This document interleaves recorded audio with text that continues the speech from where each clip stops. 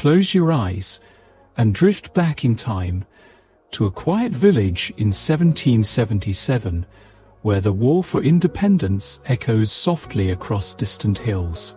But beneath the calm surface, secrets are being passed in the dead of night, notes tucked beneath loose bricks, ink drying in candlelight, and footsteps that vanish before dawn. This is not a tale of battles and cannons. It is the quieter, slower life of a spy. And tonight, you'll walk in their shoes. The hearth still glowed faintly from the night before. It was early morning in Westchester County, New York, a quiet buffer between British-occupied New York City and the rebel-held countryside to the north. Birds called gently outside the thatched roof home, but within, a man sat still at a wooden table, listening. Caleb Prescott was a tailor by trade, or at least, that's what the town believed. He stitched coats and waistcoats for the local farmers, always polite, always punctual.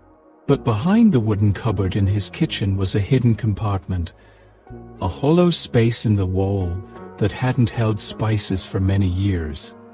Inside it, folded carefully in a linen cloth, was something else, a cipher wheel, 3 coded letters, a small metal seal with an eagle pressed into its base.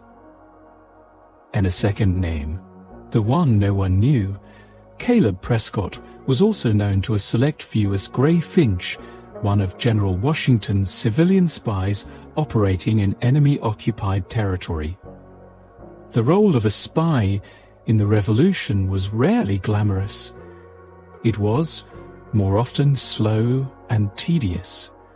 Caleb did not carry pistols or daggers. He carried messages, sometimes hidden in coat linings, sometimes scrawled in lemon juice, waiting to be revealed over heat.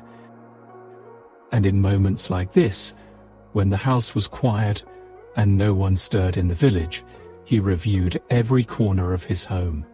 Was the loose flagstone still in place? Was the hidden drawer beneath the stairwell secured? Had he been followed on his return from Yonkers? He never knew when a neighbor's friendly visit might be something else. The British had their own informants. So he wore his days like a mask. Measured, slow, deliberate. On the street, he greeted the baker's wife and offered to mend her husband's winter coat. At the tavern, he sat at a corner table, watching who entered and how long they stayed. And once a week, like clockwork, he walked 3 miles to the Hudson River ferry landing to deliver a package of supplies, a basket with eggs, cheese, and always a small bundle of fabric scraps. Those fabric scraps often hid a thin roll of parchment. Names, locations, observations, all in cipher. Sometimes they were ignored. Other times they changed the course of a campaign. But tonight, as he rose from his table and moved toward the hearth, Caleb felt it, the slight misalignment in the stone beneath his heel. He knelt slowly, his fingers tracing the edge of the floor's flat slate tiles. 1, 2, 3, and then the 4th gave slightly under his touch.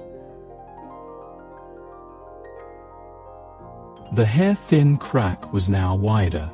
He lifted the stone and found, tucked inside the hollow beneath, a folded piece of paper. No seal, no name, just a single sentence, written in the simplest of ciphers. The hawk circles east, midnight. Church tower.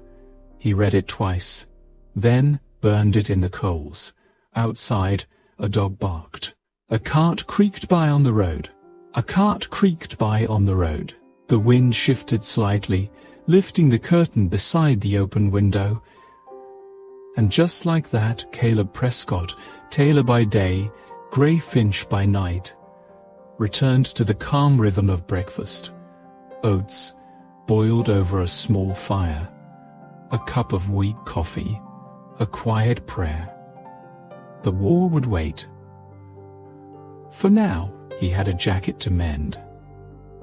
The old church tower was the tallest point in the village, a plain wooden steeple rising above the hickory trees and sloping roofs.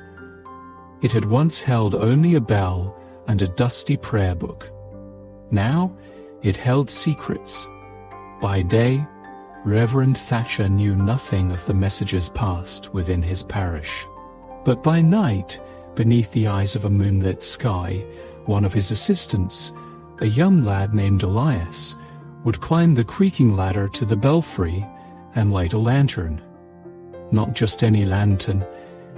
It had a glass panel etched with faint lines, a lattice pattern that, when lit and turned at just the right angle, could be seen from across the valley, and depending on the number of flickers or the position of the flame, it spoke in code. 3 glows. Pause. 1 long flicker. That meant proceed, no danger. Caleb had memorized dozens of variations. Some were simple, used for common movement. Others were rarely used, warnings or redirects for high-risk operations. He trusted Elias. The boy was barely 15, but he was sharp. And more importantly, he knew when to say nothing at all. That evening, after supper and a short stroll through the edge of the town, Caleb took the long road toward the ridge. From there, he could see the tower clearly and, more importantly, stay unseen by anyone else. The path curved past groves of dogwood and elm, crunching softly beneath his boots. The moon was heavy and full. Clouds moved lazily above. A whippoorwill sang somewhere to the south. He reached the ridge and sat on a flat rock, pulling his cloak around him. The wind was cool here. He could smell the faint tang of the river to the west, and then it came, a tiny pulse of amber in the dark. 1, 2, 3, a pause. Then one long, steady glow. Caleb exhaled slowly. The way ahead was clear. He pulled a small notebook from his inner coat pocket. Nothing special, just notes about measurements and fabric orders. But pressed inside, back cover was a hidden strip of parchment, rolled and sealed with wax.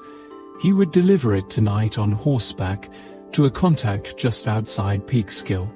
But first, he had to retrieve the message hidden beneath the horse trough behind the tavern. A second relay. Spycraft was never a direct path. It was a web, woven carefully. He tucked the notebook back into his coat and rose to his feet. The signal still flickered, casting long shadows on the steeple walls. From this distance, it almost looked like a normal light, a forgotten lantern left burning. But to Caleb, it was louder than any bell. It was permission. It was movement. It was the whisper of freedom in the glass. As he walked back toward town, the wind picked up slightly. The trees rustled like old paper. He passed a farmer's shed and a quiet fence line.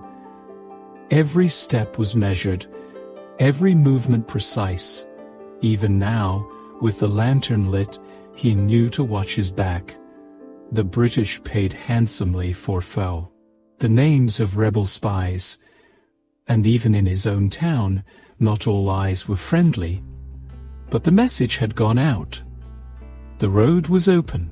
Tonight, the tailor would ride, not with thread or wool, but with ink, code, and the hope of a young country still learning to breathe. The old tavern at the village crossroads had seen decades of spilled ale, whispered gossip, and horse hooves scraping along the muddy road out front. It was a place where loyalists and patriots both sipped cider and complained about taxes, where a game of cards could turn either friendly or fierce, depending on who lost. But beneath the stone trough near the side entrance, Just beneath the place where travellers watered their horses was a crack between the stones, wide enough to hide messages if one was clever enough to know it was there. Caleb arrived after midnight. The tavern was closed, the windows dark, save for a single candle flickering faintly in the kitchen, likely the innkeeper tallying his ledgers or checking stock. Caleb dismounted a good 100 yards away, tying his horse quietly beneath a weeping willow near the creek. The moon was still high, and he took care to stick to the shadows of barns and fences. He moved softly through the grass, boots making barely a sound. A chill had crept in since sundown, and the air smelled faintly of hay and burnt wood. At the edge of the tavern yard, he paused. He could see the trough clearly, long and worn, its stone sides stained with years of mineral-rich water. A single ladle hung on a nail, swaying faintly in the breeze. He approached slowly, one hand on the pouch at his belt, which held a tiny blade, not much longer than a man's finger. Not for fighting, Caleb avoided confrontation at all costs, but for prying or cutting when the need arose. Kneeling beside the trough, he ran his hand along the bottom edge. It was damp and cool. He pressed lightly against one of the stones, just below the corner where moss grew thickest. It gave way slightly, barely more than a whisper of movement. Behind it, a thin roll of parchment had been wedged in place. He slid the blade in delicately and coaxed it out. It was wrapped in oilskin and tied with a bit of thread. He didn't open it. Not yet. Not in the dark, not in the open. Instead, he tucked it into the same coat pocket where his own message waited. 2 parcels now, one from a local contact, the other from him. Tonight, he would deliver them both. As he stood, something stirred near the far fence. A figure. For a moment, Caleb froze. His heart didn't race. It never did anymore, but his muscles went still like drawn string. He watched. The figure leaned briefly against the fence post, adjusted something, perhaps a hat, and then walked on. A farmhand on night duty? A constable? A curious drunk? He didn't wait to find out. He took the long way back, circling behind the stable and following the tree line to where his horse waited. The mare, named Bess, nickered softly as he approached. He ran a hand along her neck to quiet her, then mounted in one fluid motion. He didn't ride hard. That would only draw attention. Instead, he guided Bess along the narrow trail that followed the river, her hooves muffled by packed earth and leaves. As they rode, he thought of the message he'd just retrieved. He could guess its contents, likely troop movements or local suspicions, but he wouldn't know until he reached the safe house in the North Woods. There, by candlelight, he would compare both letters, copy them into cipher, and pass them to a courier posing as a traveling tinsmith. Every message passed through 3 hands before it reached headquarters. That was the rule. No names, no direct links, only code words and symbols known to a few. He had been doing this for years now, long enough that he no longer flinched at strange sounds, nor hesitated at crossroads. Caleb was a thread in a much larger tapestry, one stitch among many, but he pulled his weight every night in silence. The wind picked up as they moved north. The smell of pine thickened. The stars above glimmered faintly, clouded by low mist. Somewhere in the dark woods, an owl called. Once, then fell silent again. And with the messages tucked close to his chest, the spy in the tailor's coat vanished into the trees. The tinsmith was late. Caleb waited beneath the low eaves of a ruined barn at the edge of Crooked Run, where the river forked into two shallow streams before bending east toward the coast. The sky was a dull grey, and the tall grass swayed sluggishly in the morning breeze. His messages, both the one he retrieved and the one he wrote, had been copied into cipher by lantern light the night before. The original parchments were burned to ash. Only the coded pages remained, written in a tight, even hand and carefully folded into a brass mold shaped like a button back. It would take a keen eye and the right tool to know the mold came apart at all. From a distance, the tinsmith looked like any common tradesman, riding in a weather-beaten wagon pulled by a plodding grey mule. The bed of the cart was piled with tin cups, spoons, candle holders, and small kettles, items he sold along the countryside. He had a friendly face, a thin beard, and a set of thick spectacles that made him appear older and duller than he really was. The spy network called him Finch, though Caleb doubted it was his real name. In this game, names were as useful as smoke, only meant to confuse. Finch pulled the cart up slowly and tapped the reins lightly. "Mornin'," he said, loud enough to be heard by any bird or passing farmer. His tone was cheery, open. Caleb, already stepping out from the barn's shade, responded in kind. "Mornin'. Got any mending tins for kettles?" "A few, sure," Finch replied, "but more for tea than stew pots." That was the signal. Finch reached down and unlatched a wooden chest from beneath his seat, tossing it back onto the cart bed with a clang. Caleb climbed in and began to rummage through the tinware. Beneath a second layer of kitchen goods, he found a smaller box lined with felt and false compartments. No words were exchanged as Caleb slid the cipher mold into the box.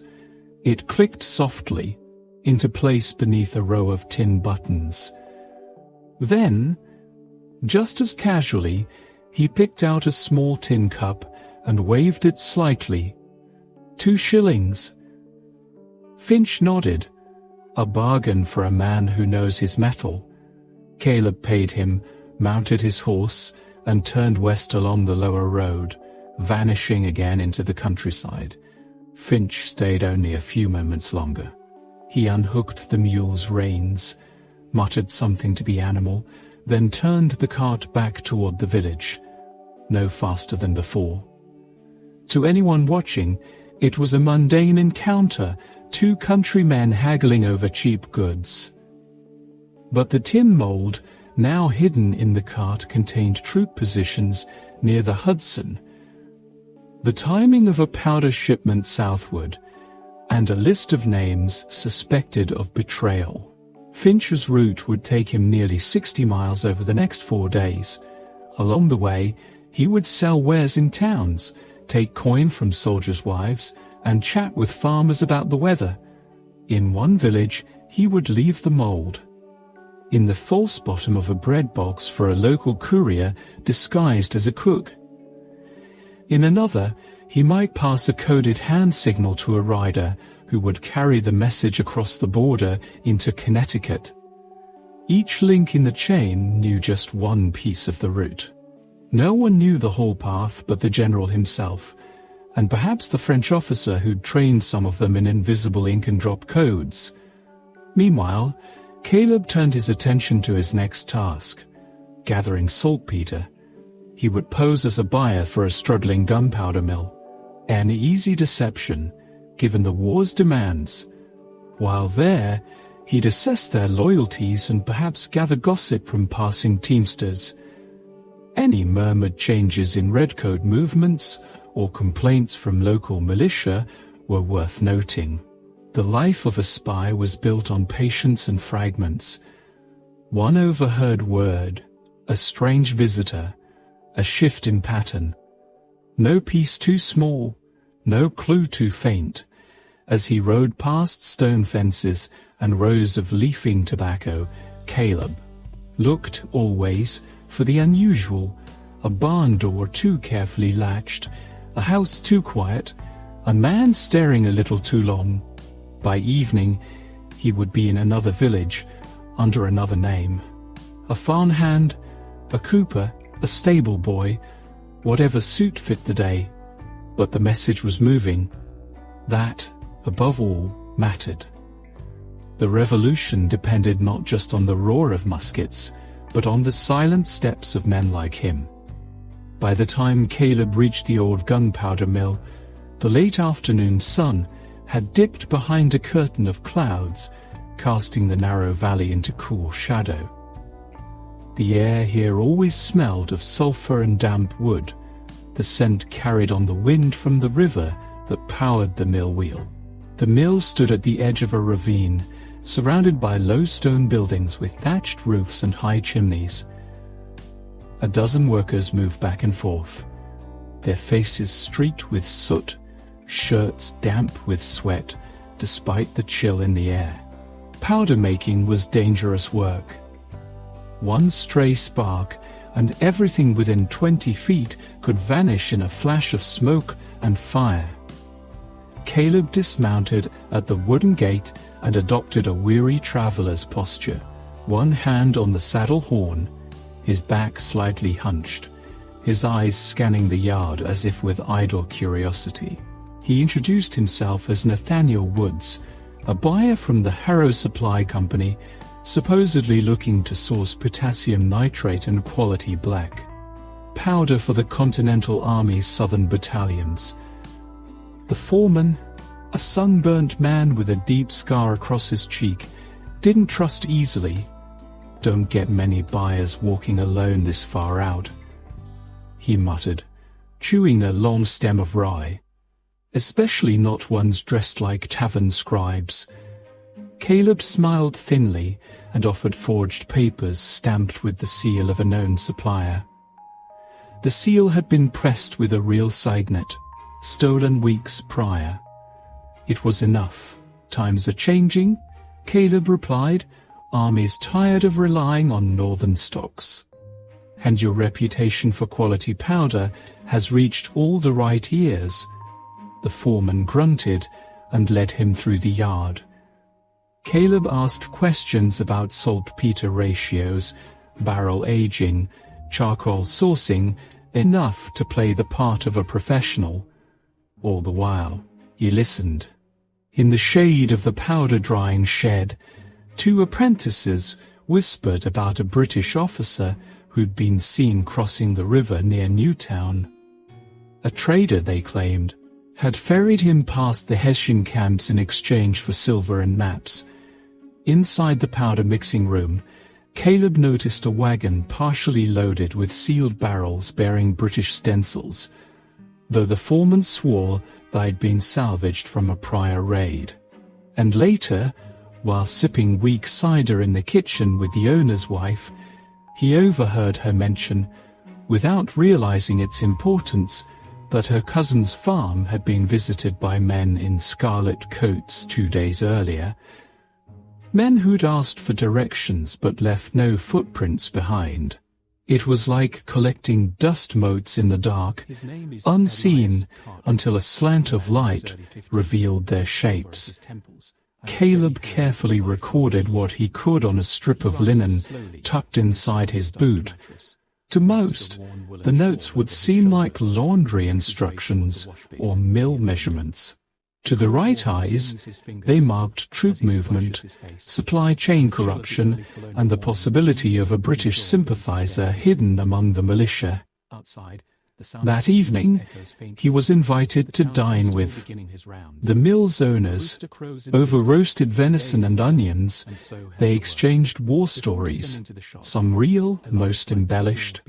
Caleb offered nothing more than tales of near misses with Tory saboteurs and a fictional brother wounded at Saratoga. The foreman, after his third mug of cider, began to talk more freely. "We've had visitors come through. Not often, but sharp ones, always asking the same thing. How many kegs? How fast we move them? Who buys them? Not our usual crowd. Not rebels either. Caleb filed that away. There was a leak, perhaps not here, but close by.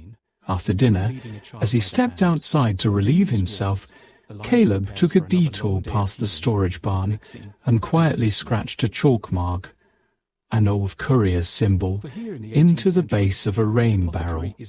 If another agent came through, they would see it and know this site had been compromised but not fully turned. The shadows lengthened. As he saddled his horse, the foreman walked up beside him and offered a firm handshake. "You ride careful. Word is Loyalist scouts have been spotted near the King's Tree. I'll keep to the streams," Caleb said with a nod. "Quieter that way." "Safer too," the foreman added, but his voice held a note of doubt. Caleb left at a slow trot, keeping his silhouette low against the dusk sky. The road ahead was flanked by tall trees, their branches clawing overhead like fingers reaching for secrets. He would stop at an abandoned sheep barn 2 miles west to copy his notes again, once on paper, once in cipher on linen. Every whisper counted. In the war, behind the wall, silence was a weapon.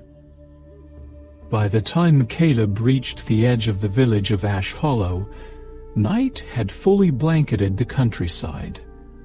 The moon hung low and orange in the sky, filtered through drifting smoke from distant hearths and chimney stacks. This village was smaller, quieter than most he visited, but its stillness was deceptive.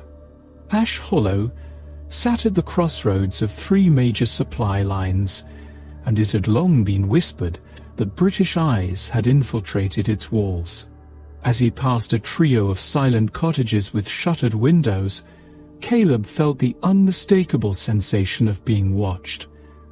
It was a twinge in his chest, a prickle at the base of his neck, a familiar presence to anyone in his line of work. Someone knew he had arrived. He didn't go to the local tavern, despite the warm candlelight spilling onto the muddy road. He didn't speak to the stable hands or ask for lodging. Instead, he took a long, slow path through the village and made for the church graveyard. Beneath the boughs of a twisted elm near the headstones of 2 long-dead ministers, Caleb paused. There, in the crook of the tree's roots, he found a small folded scrap of cloth secured under a stone. Unfolding it revealed a stitched signal, 2 parallel red threads and 1 black dot, a courier code indicating compromised, eyes within. Be brief. So the rumors were true. Eyes within, be brief. There were British informants embedded here, likely among the very faces who smiled in the tavern and handed out bread in the market. His time here would have to be short and invisible. He slipped through the side alley toward a thatched house belonging to Emery Shaw, a known Patriot sympathizer who once served under General Gates. Caleb tapped the shutters in a rhythm, 3 fast, 2 slow. The window opened seconds later, revealing a middle-aged man with a grey beard and suspicious eyes. "You shouldn't be here," Emery whispered. "They're watching?" Caleb asked. "Always," came the hushed reply. "They are. Watch me now. My wife won't speak after sundown. My boy had to bury a note yesterday under the orchard tree." Caleb stepped inside, keeping his back away from the lit windows. The room smelled of boiled potatoes and mildew. A rifle hung above the fireplace, but it hadn't been oiled in weeks. "I need to know about the shipments," Caleb said softly. "When they leave, where they go, and who carries them." Emery hesitated. Last 3 convoys were led by a man calling himself Judson. Always shows up with clean boots and a map folded too neatly. Doesn't sleep here, just waits by the toll house. Doesn't speak unless asked, but he's always watching. We think. Hessian trained. Caleb nodded grimly. That matched a description of a courier they'd been tracking, one who slipped past 2 rebel checkpoints near Albany and vanished. And there's more, Emery added. The pastor. He used to be one of ours, but now he's preaching strange sermons. Lots of warnings about divine order and the lawful crown. He's frightened half the village into silence. A loyalist clergyman. That would explain the coded threads at the graveyard. Caleb copied Emery's information, encoding it in a cipher that disguised words as grain quantities and market prices. I'll be gone by dawn, he said. If anyone asks, I came to bless your newborn grandson. I don't have a grandson, Emery said. Caleb smiled faintly. Let them figure that out. Before he left, Emery's wife handed him a small leather pouch, dandelion root and dried apples. She murmured, You'll need the strength. He nodded in gratitude, then vanished into the shadows once more. Outside, the village remained quiet, but the air felt tighter. A horse stamped nervously near the tavern. A shutter creaked open, then closed again. Somewhere in the distance, an owl screeched, but no dogs barked. Caleb retreated to the woods along the southern ridge, where he hid beneath a stack of pine boughs and waited for moonrise. He used the time to review his notes and compare signals against known courier marks.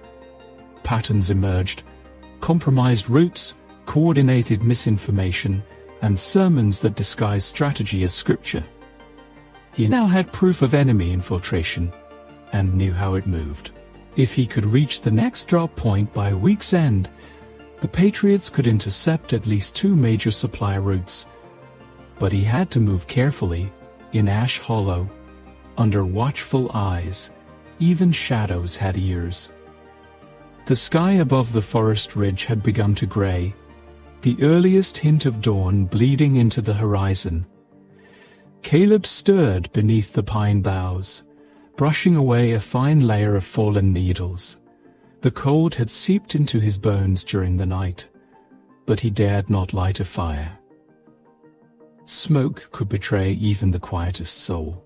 He reached into his satchel and retrieved the encrypted notes he had recorded from Emery Shaw. The parchment was creased and already smudged, disguised as a trade manifest for barley, cloth, and candles. Hidden within the columns of figures and weights were the names of villages, covert travel routes, and the dates of loyalist supply movements. And at the center of it all, a crude hand-drawn map. But something was wrong. He stared at the lines again. The route leading east toward the Hudson was too direct, too perfect. Caleb squinted, then turned the map toward the light. A faint red X appeared when the morning dew kissed the page. Invisible ink. His pulse quickened. Someone had added a hidden mark, one he hadn't made. The X sat along the trail near Fern Hollow, a path rarely traveled except by hunters and smugglers. Was it a warning? A signal? Or worse, a trap? Carefully, he tore the map from the notes, folded it twice, and tucked it inside his coat. Then he began the long descent into the wooded foothills. By midday, Caleb arrived at a secluded hunter's shack, one of several safe houses used by the network. It was little more than a one-room structure with a sagging roof and a rusted lantern on a hook. The key was a loose stone beside the stoop. Inside, dry firewood, oats, and a hidden compartment beneath the hearth awaited. He locked the door and lit a small flame behind a heavy iron kettle, shielding it from any prying eyes. Time to study the map. He laid it on the table, examining the lines again. There was now a second mark visible, this time in brown ink, barely perceptible. A triangle. His training returned in full force. Triangle and X location and time. A planned rendezvous. Someone wanted to meet, but who? There were only a few patriots trusted with these symbols, and fewer still who would dare use them without permission. Suddenly, there was a knock at the door. 3 taps. A pause. 2 slow knocks. The code. Caleb froze. Hand on his knife.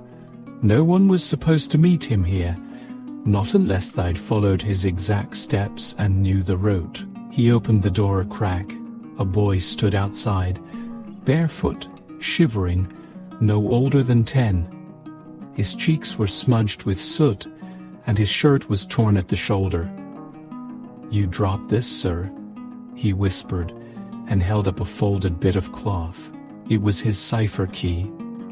"How did this child get it?" "Where did you find that?" Caleb asked sharply. "In the bushes near the creek.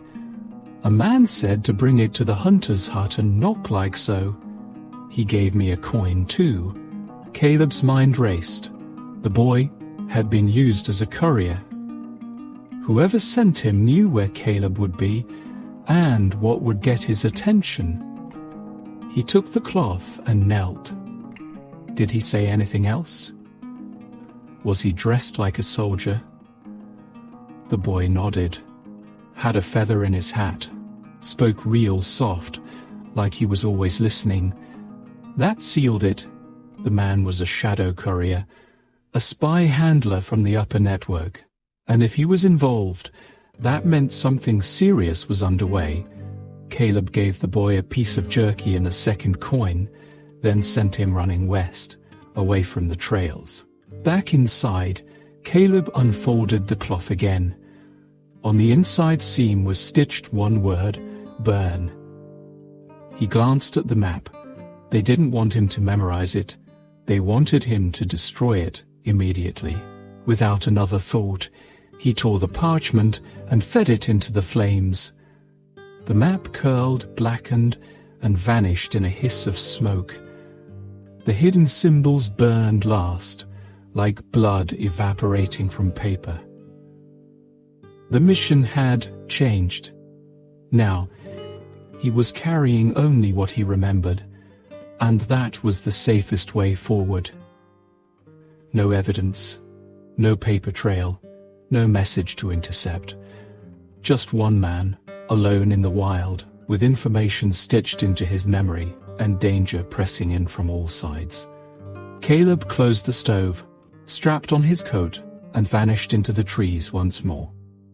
The moon was a pale disk behind gauzy clouds as Caleb reached the river.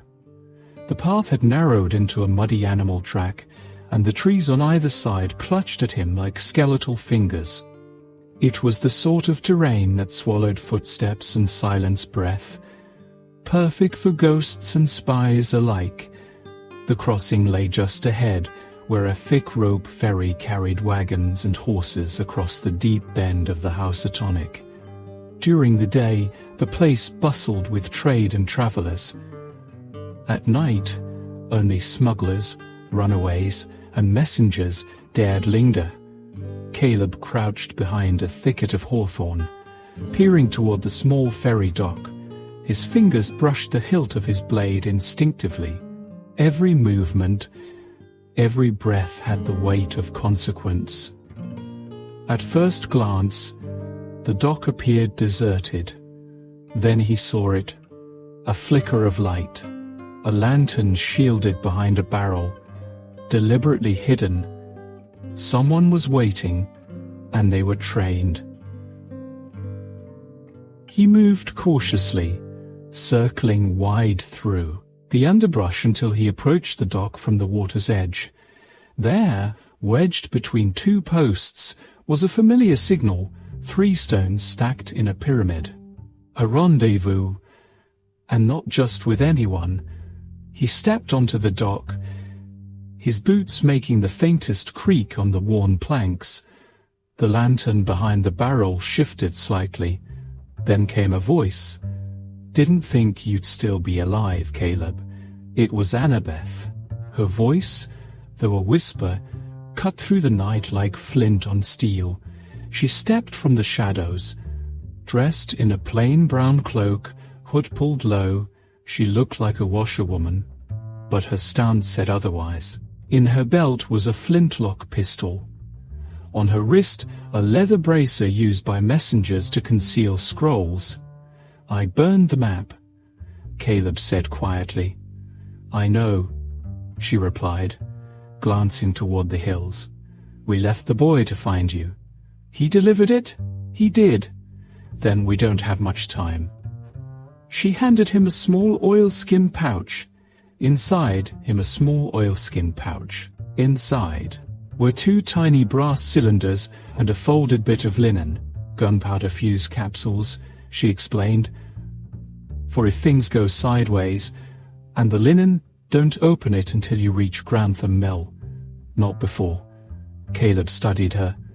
"What's in Grantham? Not what, who?" She paused. "A man in red, with too many questions and not enough loyalty. Washington wants him shadowed. If he reaches the coast with his papers, we may lose half the southern flank." There was movement in the trees. Annabeth raised a finger. "We're not alone. Go. I'll cover the dock. Take the flat trail west. Follow the owl calls." He hesitated. "Now, Caleb."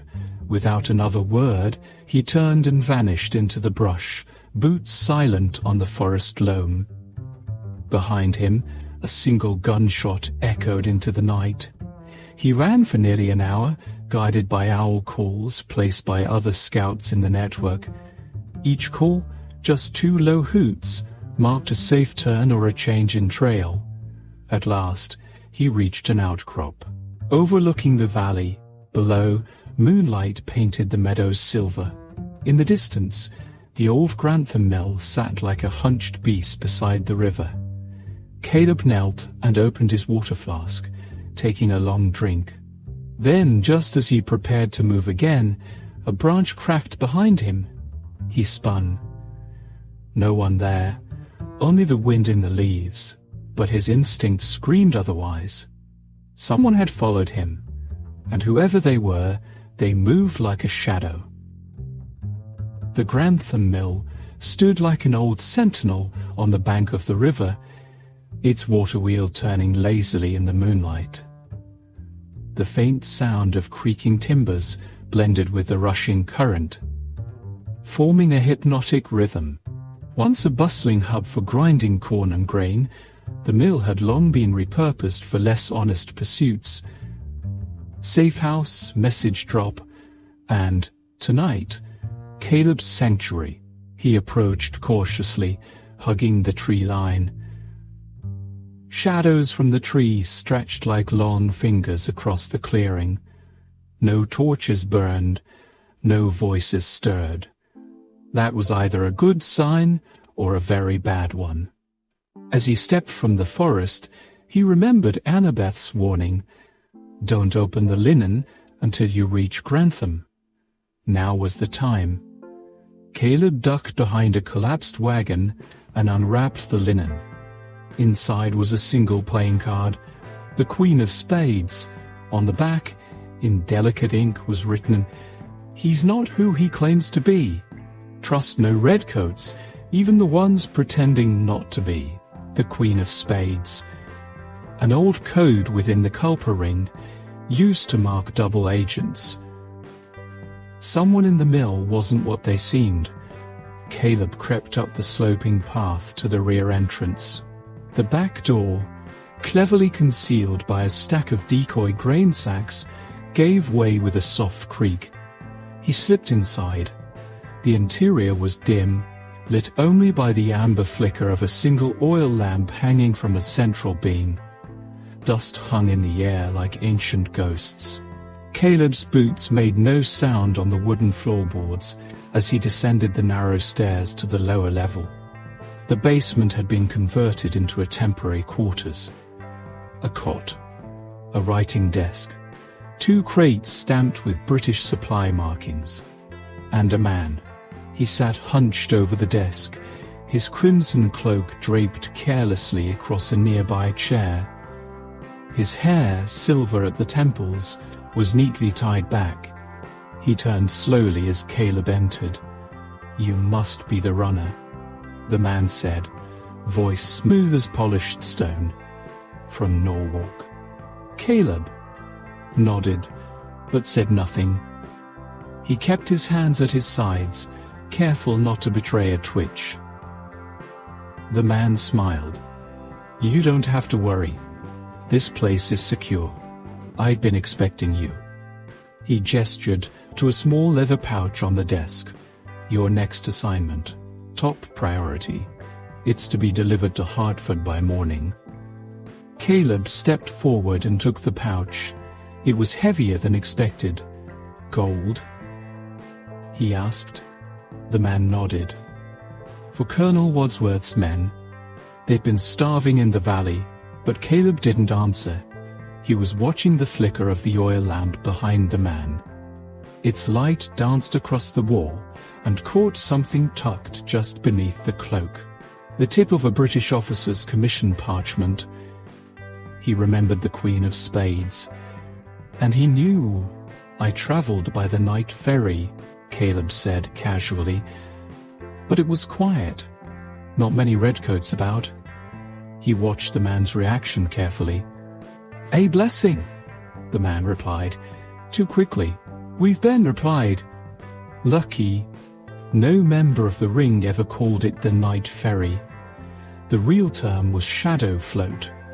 A slip like that was deadly. Caleb smiled thinly. "You'll be off then." He turned and walked up the stairs. At the top he paused, listening. As expected, the man rose from the desk behind him. Then came the unmistakable sound of steel being drawn. Caleb spun, drawing his own blade in a fluid motion. The man lunged forward, but Caleb sidestepped, driving his shoulder into the spy's chest. They crashed into the crates, and the pouch of gold spilled open, revealing not coins, but rolled maps and sealed letters. Stolen intelligence. The traitor scrambled for his pistol, but Caleb kicked it away and pinned him with a knee to the chest. "Who are you working for?" Caleb hissed. The man laughed bitterly. "You're too late. The coast knows already. Soon enough, you'll be fighting ghosts." By morning, the mill was quiet again. Caleb sat beside the river, the papers safely hidden in a new oilskin pouch. Annabeth had to know. Washington had to know. The entire ring would need to move. And fast. But for now, he allowed himself a moment of stillness. The wheel turned, the river moved, and the secret guest was no more. By the time Caleb arrived back at the safe house on the edge of Ridgefield, dawn was just brushing the sky with pale orange. His boots were heavy with river mud, his cloak damp from the morning dew. But his hands were warm with adrenaline. Clutched in one of them was the satchel of stolen intelligence, and in the other, a sealed note Annabeth had left tucked in a lantern before he left for Grantham. He lit the small hearth inside the cottage with dry birch bark and twigs. The flame crackled to life, casting long shadows across the room. Caleb reached into the satchel and unfurled the spy's stolen papers. Maps, troop lists, a coded message meant for a British officer in New Haven. Names, movements, weaknesses. He fed one paper at a time into the fire, slowly, methodically, watching the flames curl and consume the ink, the secrets, the treachery. When he came to the final letter, he hesitated. The seal was marked with a strange emblem, an hourglass. With wings, he cracked the wax open. Inside, a list of colonial agents believed to be operating between New York and Boston. At the top of the list, his own name, Caleb Alden. Suspected runner, linked to culper ring, his breath caught in his throat. They were closing in. Annabeth burst through the door moments later, breathless and pale. She held a rolled parchment in her hand. "It's from Washington," she said. "A new cipher. The entire ring is recoding. Your name's been leaked. We have to move. Now." Caleb didn't flinch. He turned back to the hearth, where the last of the papers turned to ash. "How bad is it?" Annabeth lowered her voice. "They know about Ridgefield, and about the mill. We've lost Hartford. And General Lee suspects there's another mole in Philadelphia." Caleb nodded. He took the cipher from her hand and memorized it on sight, then tossed it into the flames. The ring had been compromised. His identity was blown, but the life you were created for. The journey ahead is not one of striving or proving, but of embracing the truth of who you are in the eyes of the divine. You are not defined by the world's measures of success, nor are you bound by the limitations others have tried to place upon you. You are a vessel of divine purpose, a beacon of hope, and a testament to the transformative power of God as love. As you move forward, let this truth guide your steps, illuminate your path, and inspire those around you. Your story is not just for you, it is a gift to the world, a light to shine in the darkness, and a call to others to rise into their own divine calling. The world is watching, not because you demand attention, but because the hand of God is upon you.